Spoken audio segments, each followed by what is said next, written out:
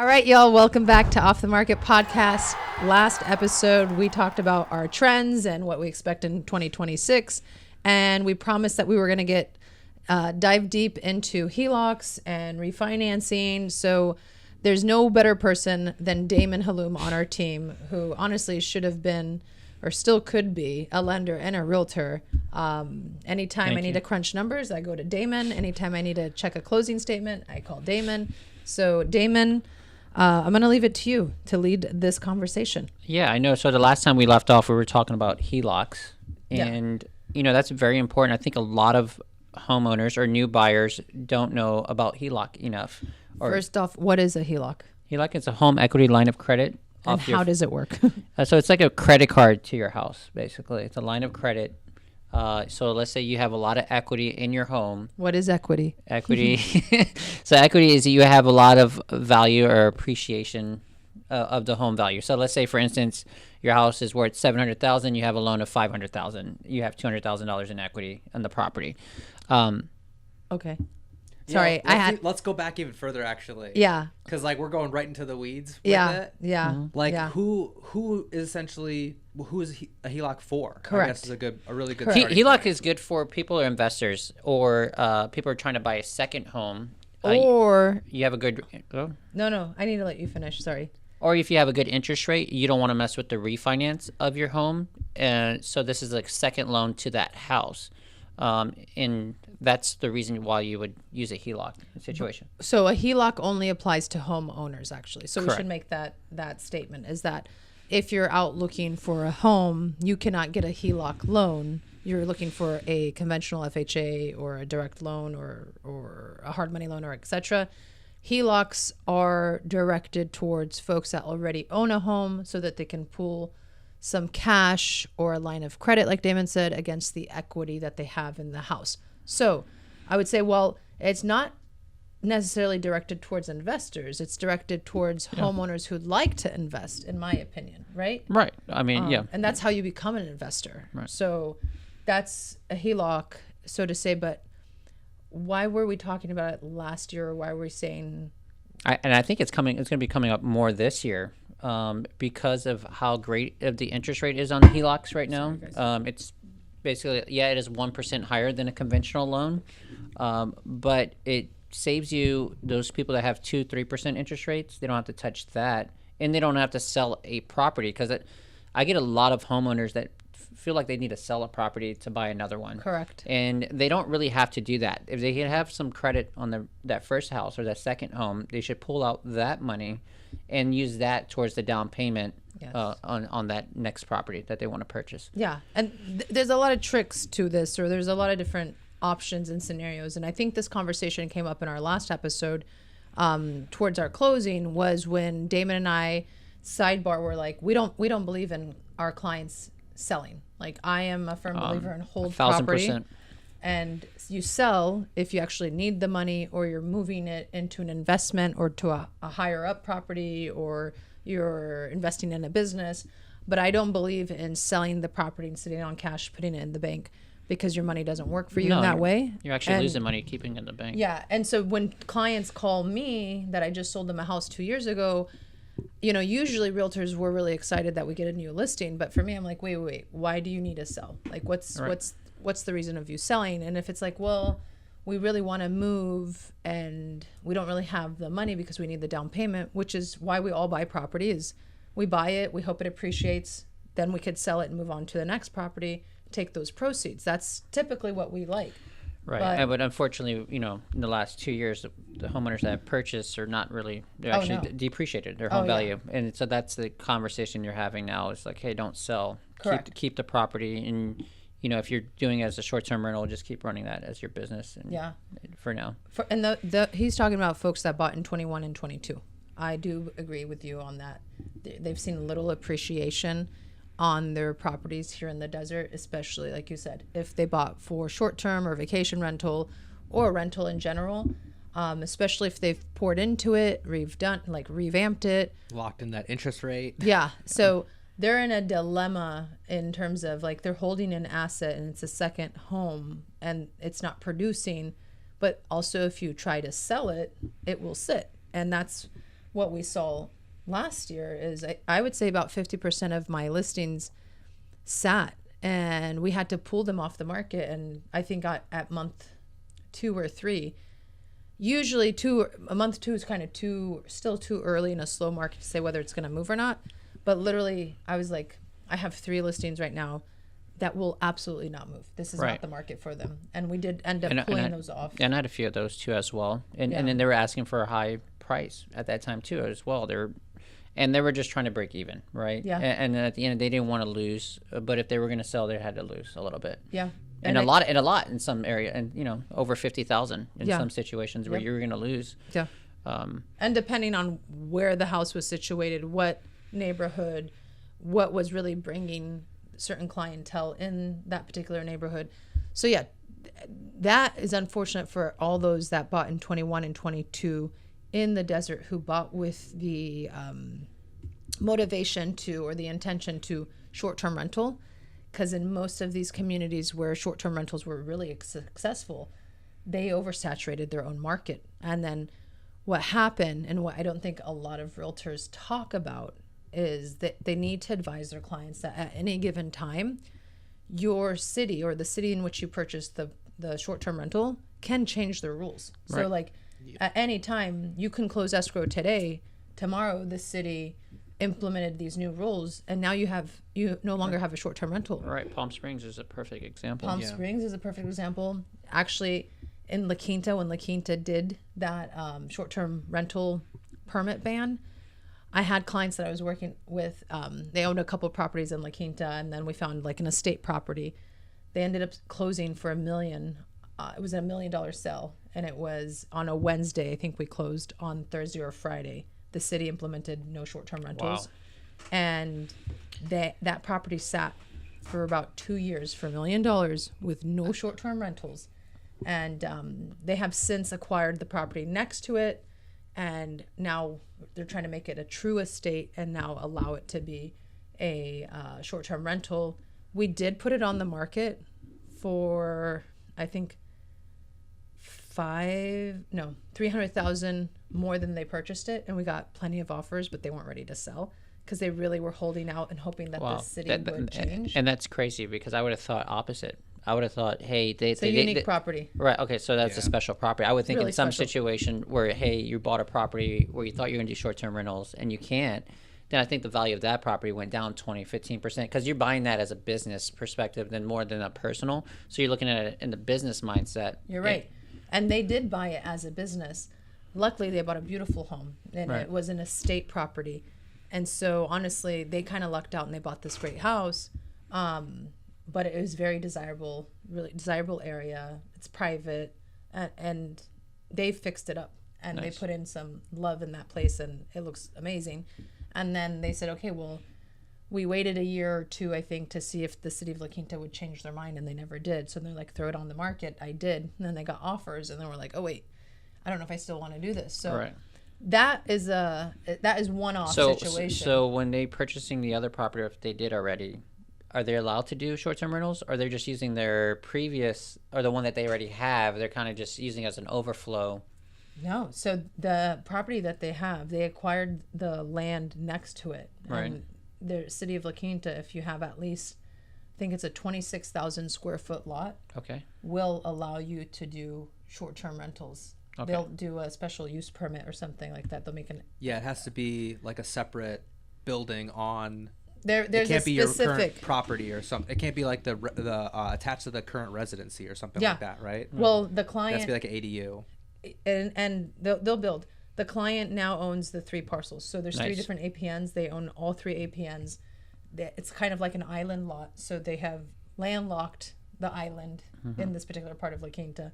And now they're in the middle of merging all 3 APNs to be one APN, so that it's one big lot. Wow. And that's the workaround. And these particular clients are real estate heavy clients, so they understand it. They've bought several properties from me, so they're different in that they get it. Yeah. But not everybody's that lucky. Right. Like, they are lucky. I'm not that lucky. Yeah. Like if I was stuck in a situation like that, I would have to unfortunately sell at a loss. Right. I think the only question I would have by putting it all together as one APN, right, is there other properties like that? Or they're just making it so big, it's like overcomping that area. So are you really bringing more value to that property, or you're losing a little bit by making it one? Well, I mean, I think that, it always is going to appreciate. So it seems like they're going to probably keep it for 5, 10, whatever. They're going to keep it. They're going to keep it in the family because I think we've attempted to sell it, and people said, I want it. All right. And I'll take it for the price that you're asking. And the family was like, I don't know about that. Right. And so, I think they were going to have seller's remorse, so they kept it. So in that particular case, it's one of those one-offs where like, hey, did you over-improve for the neighborhood? Most definitely, right. Like without a doubt.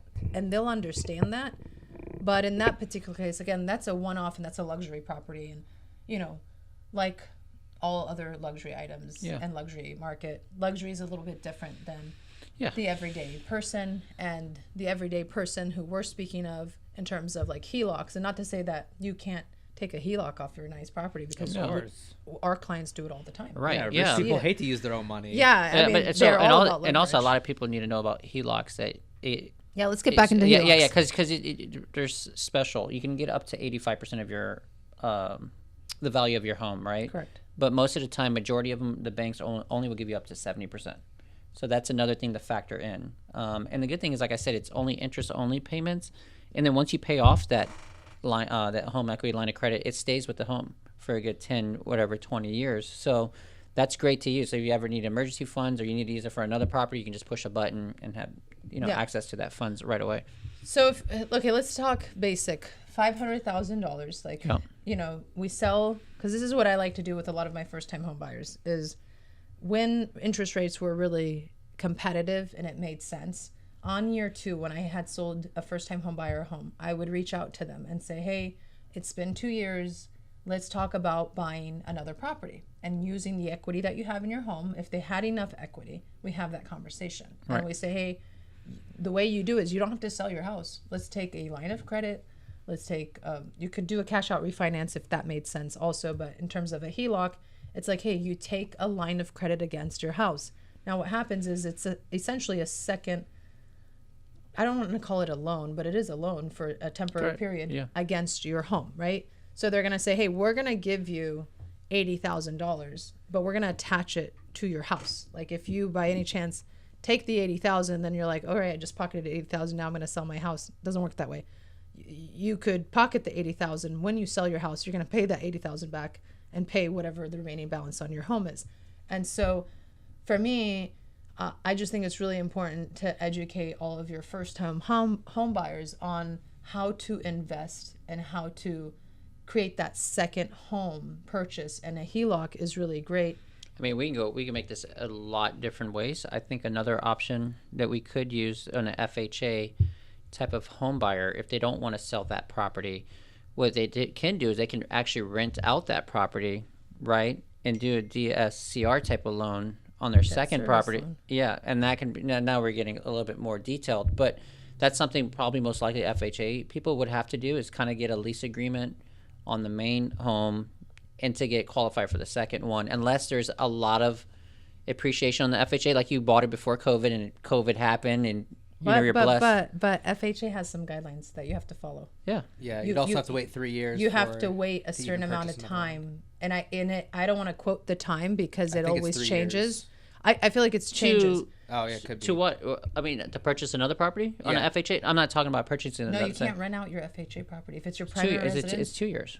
Yeah, so you can't just say rent it out. You have to say that you have to wait a certain period. Right, you said you talked to them 2 years after that. Yeah, I'm saying I talked to them. Yeah, so I'm saying that 2 years. But even if they're not FHA, even if they bought the house conventional, because you can buy a conventional loan, you can buy a house with 5% down. They have conventional loan programs with 5%. There's actually 3% conventional too. Yeah, when I bought my first house, I bought it 5% conventional, and I looked for all the programs and all these things, and it's not that I didn't qualify one or the other. I just said, what's the best program for me at this period or at this moment? And I would talk to my loan officer and we said, okay, this is the best one. We went down that route. And I only am a really big fan of leveraging your primary asset to buy your second asset because that's how I've done it 3 times. So I work in real estate. We are commission based only.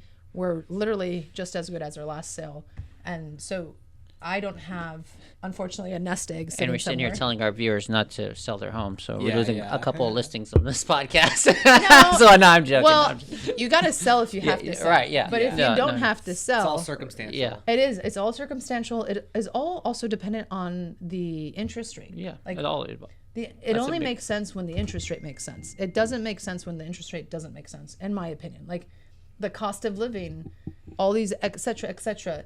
Now, I feel like the model still works though. Like, right.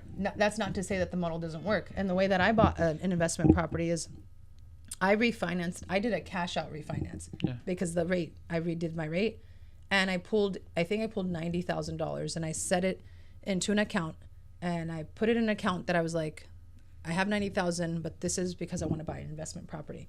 And I kept looking and looking and looking, and I didn't find an investment property for 2 years. And there has been times when I was like, oh my God, I need money. I have money sitting in this account.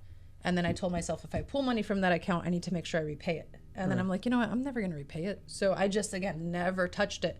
And it took me 2 years to find something because I didn't hire a realtor. I was looking for myself. And so I was too busy servicing my clients. But I think if I hired a realtor and said, hey, this is what I'm looking for. Call me when you find a really good deal. You know where I'm at. Right. I would have found that sooner. So long story short, I found a really good property.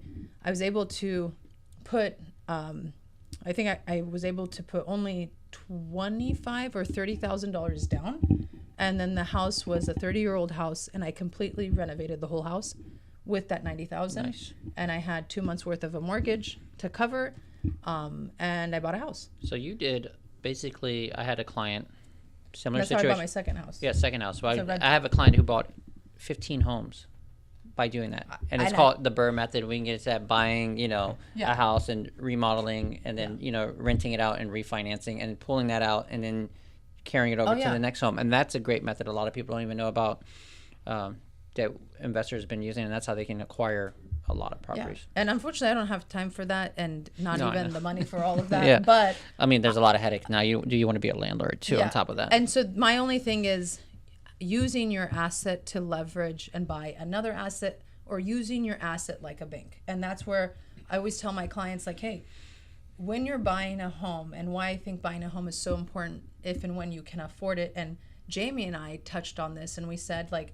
I was selling real estate. I think I was selling real estate for 7 years before I bought my own home. And I think I sold Crazy. over like 75 homes, and I was helping people every day.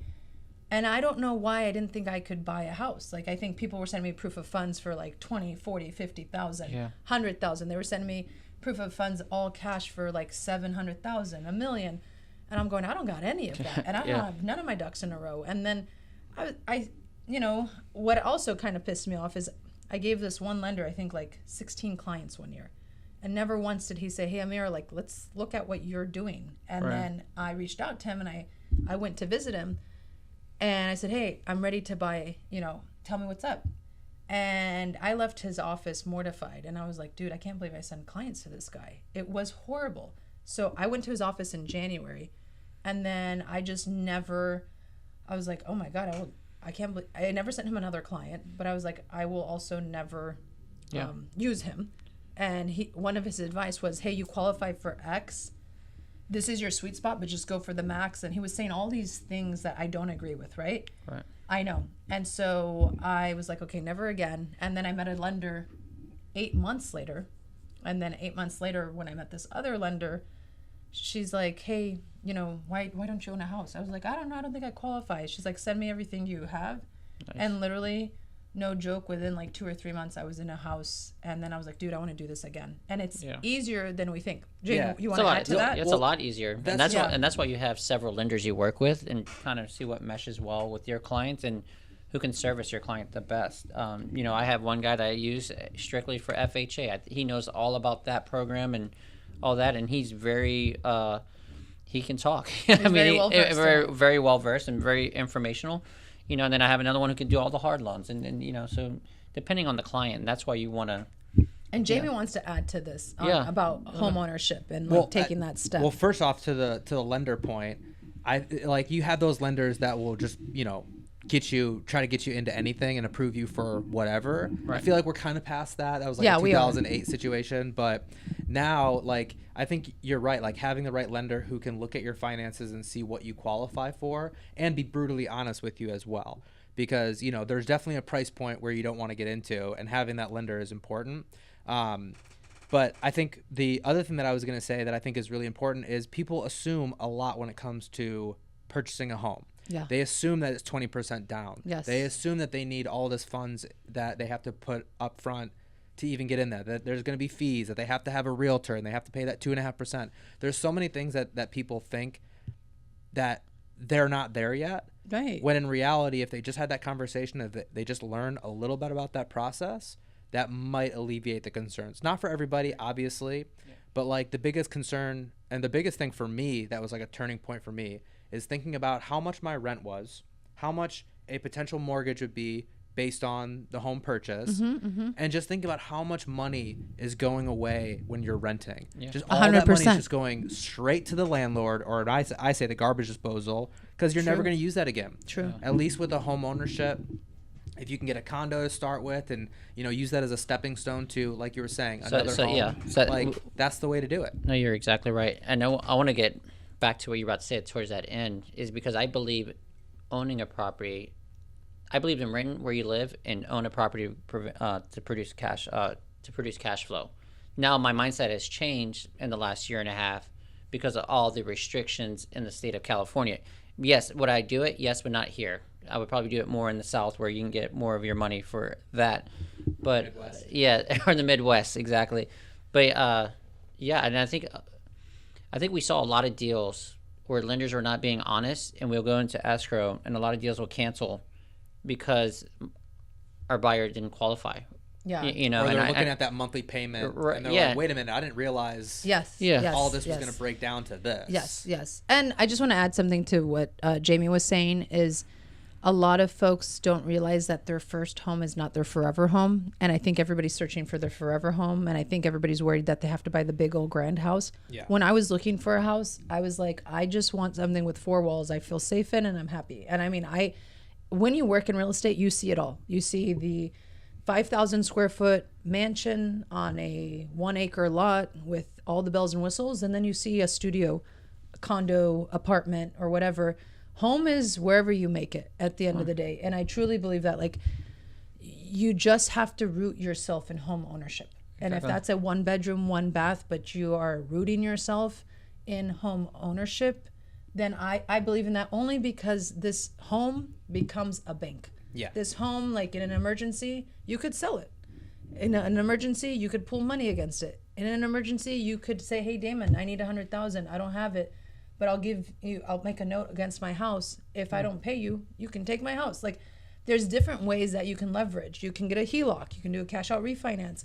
There's so many different ways where a home can serve as a bank or an emergency fund. Yeah. And Go to ahead. that point, actually, so, you know, a lot of people bought, like myself, in 2020 or 2021, where the interest rates were really, really low. Right. And, you know, maybe they bought, you know, a condo or something like that. And, like, personally, I kind of feel like I'm kind of locked into that interest rate. So now if we were to go look for a new home or sell this home, which, again, you know, that's just a scenario that before we're getting into this one, like, sell the home to buy a new home, like, you're automatically going to be almost doubling my interest rate to get into that home. And your mortgage. And the mortgage. Your mortgage. So when we're talking about a HELOC, for those people that have a really low interest rate, and actually you guys both had like kind of varying ways. Like you said, you would take the HELOC out of your primary home to purchase your investment property.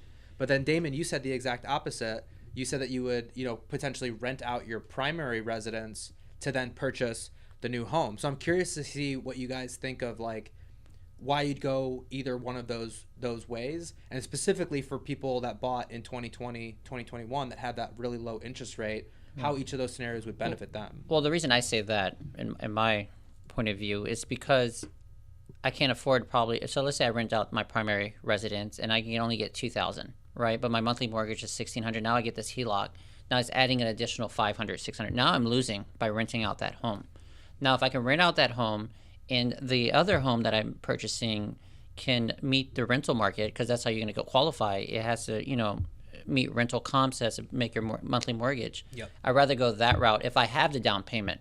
Now, if I don't have the down payment, now I have to do a home equity line of credit or a refinance. Now that gets into a different, topic. But like Jamie, your situation, and like so many of us that are similar situation that have a solid interest rate and a reasonable mortgage payment, to now want to move up or lateral move. Maybe you don't want to move up. Maybe you want to move down to a newer house 3 doors down just because you're tired of fixing your house that still needs fixing after you bought it. So you're like, dude, I just want something that needs less work.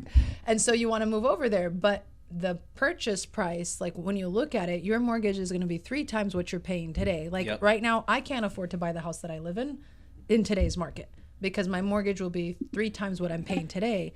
And so it doesn't make sense. Like I can't financially move into my own neighborhood in present day if I had to pay the mortgage that I had to pay today. So this is the way that I have been advising clients who have a cushion to make that next move because financially they've saved up. So again, just to let you know, if clients have to sell to make that move, we have this conversation first, and then we say, okay, well, we've exhausted all options. I just want to let you know your options, and we sell. But in your particular case and everybody else's, like a conversation that I was having a lot last year was, folks bought during COVID, folks bought during 2021, still had that really competitive interest rates. And we all bought because we needed safety and home and shelter. And we bought under that impression of like, hey, I'm just happy, I'm going to hunker down and whatever. But some people didn't realize like the environment that they were moving into. Some people didn't realize like, hey, this is probably not really a good fit for me at this time in my life. And I really want to move, but I can't move because I'm tied to this 2.5% or 3% interest rate. I'm never going to get it, which is true. So what we were telling, or I was telling my clients is like, hey, let's see what market rent is for your home. And market rent is probably $1,000 more than what your mortgage is. So I say, let's rent out your house. Let's see if we can get you pre-approved. Number one is like, hey, are you able to get pre-approved for today's market? If you're able to get pre-approved for today's market and that mortgage makes sense, like say on a $500,000 house, right now, if you're going to move into a $500,000 house and you're going to put 10% down, you're going to expect to pay $3,500 a month for a house. Say you're in a home right now that you bought for $500,000 2 years ago, your mortgage payment is probably $2,500. Well, now you're moving to $3,500. You could rent out your house. Let's say you want to rent it out for $3,500. That $1,000 that you're going to net on your primary, you move that over into your new payment. So you're almost, it's a wash, right? You're used to paying $2,500 for your current mortgage. Your mortgage for this new house went up $1,000, but if you can net $1,000 on your rental, that money is not net money in your pocket. That net money is going to the new house. And that's the only way it made sense for anybody to make moves in 21 and 22, to be honest, because it's very hard to move from that 2.5% or 3% until interest rates go down, until the cost of living goes down, until people are able to make more money across the board. We are in this big dilemma. Well, while you were talking, I was actually pulled up realtor.com.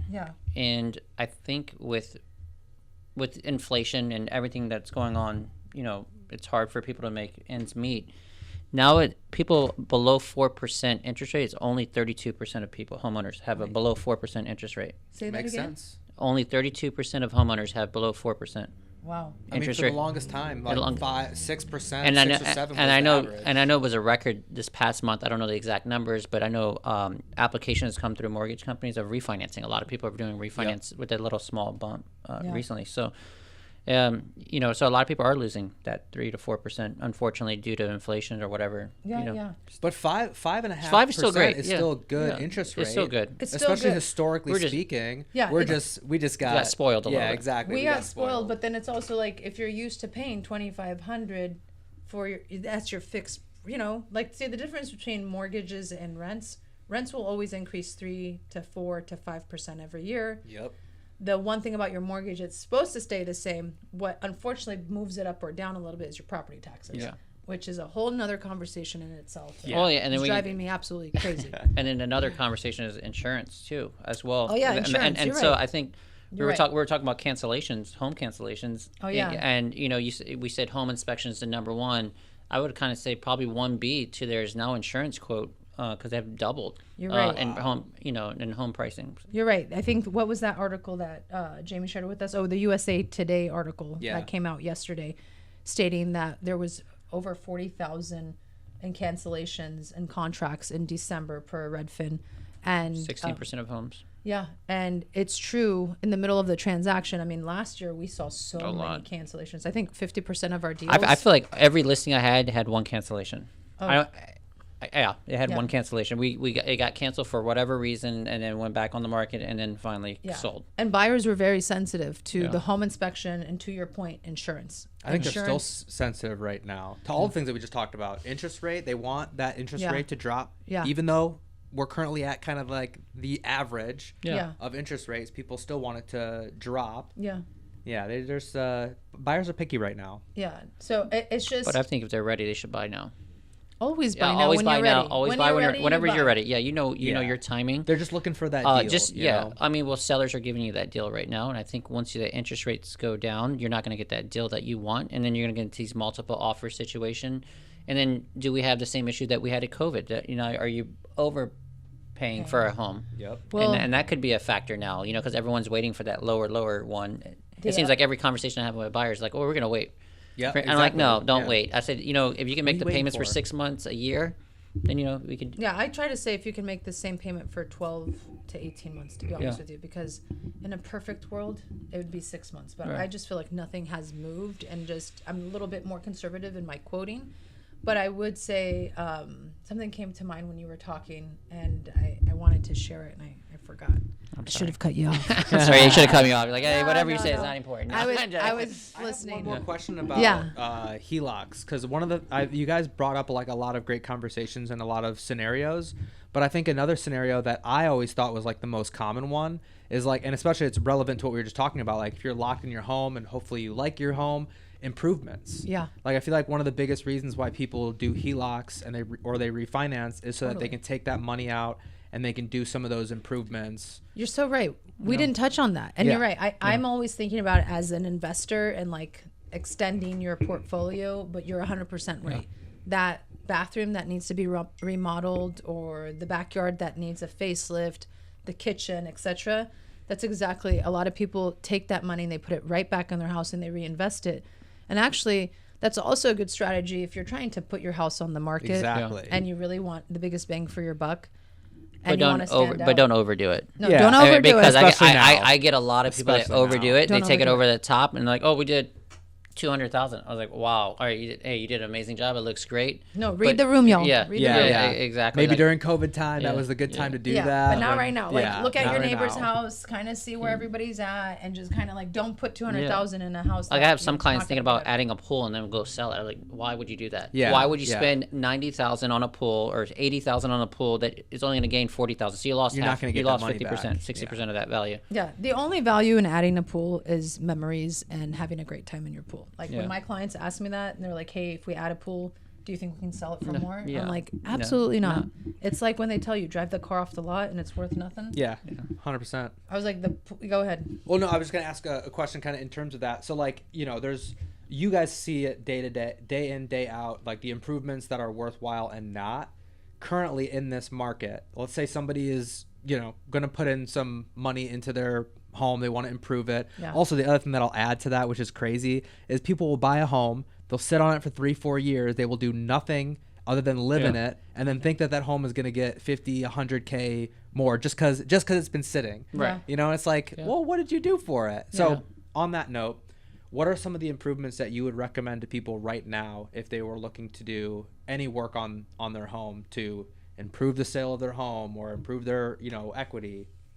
I would say kitchen is number one, because you're spending the most time in the kitchen. And it's like the heart of the home. Exactly. It gets outdated quick, right? Yeah, I would say kitchen, and then you kind of can vary. You can go bathrooms, and then you can do the backyard but I wouldn't spend that much money on the backyard because you can overspend on the backyard with just landscaping and pool. Yeah. So that if you're gonna do very minimal on that side of it. But I would say kitchen and bathrooms would be my top two. Yeah, and spending some money on curb appeal, because curb appeal is everything. Yeah.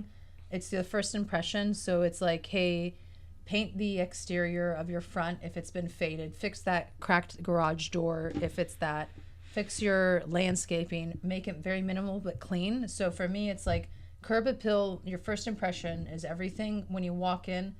Paint used to be the cheapest way to fix anything. Paint is so expensive now. Yeah. But I agree with Damin.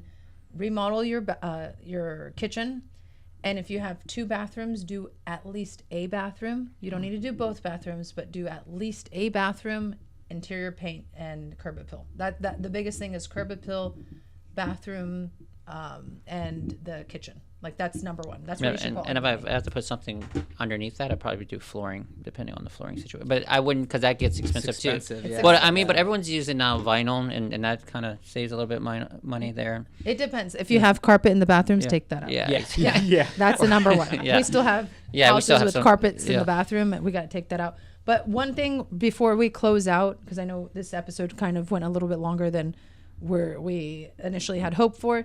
The one thing I just want to go back on HELOCs really quick, Damin, is what kind of sets them apart from like a cash out refinance is a HELOC is when you get it's literally a line of credit. You say you take out $80,000 and you spend it to buy, or you fix your house, and maybe you only spent $40,000 or $50,000. You still have $40,000 to play with, and then say you max out that $80,000, right? Then you do your taxes and you save some money and you pay down that line of credit. It's you get to use that equity again, or you get to use that. So it's really interesting that you almost have a credit card to your home. Yeah, and it's a lower interest rate than a credit card. What's the average? Average is what, 22% on a credit card, probably? Yeah, it's higher than that now. Higher than that. So we're saying 27. Okay. I was gonna say 27 and 32. Okay, so we're talking about HELOCs at 7, 8, maybe 10 max. Depending where you're getting at, from 7 to 10%. That's half. 50. Yeah. You can almost take a HELOC and pay off all of your credit cards, and you're just paying 7%. And people do that. Yeah. Versus the 27 and 32% you're paying and never getting to your. Oh God, I don't even want to talk about that. I remember those days. But definitely, if you guys have any questions about HELOCs, refinancing, strategy, should you buy, should you sell, how do you get into your next property, if you're sitting on something, feel free to reach out to Damin and I. Yes. If you're really asking finance questions, call Damin. Yeah. And then, because I will send you to Damin, or I will send you to a lender that I trust fully. And then I say, okay, what did they tell you? What did the experts say? Now let's go strategize and go shop for a good house and find you what you're looking for. But if we could ever be a resource, let us know. And you want to say anything else? Did we cover everything that we wanted to? All right. I think we're going to wrap it up now. And like we said, if you have any questions, drop it in the comments below. Send us a DM. Yeah, and also if they want us to talk about a certain topic, any questions, just drop that in there, and we can talk about it and discuss that further. Yeah. Clearly, we have a lot to talk about. Yeah, we had 2 topics. We didn't get to the second one. Yeah, we'll get to that in the next episode. Episode. Yes. So thanks again, y'all. See you next time. See you. Bye. Bye.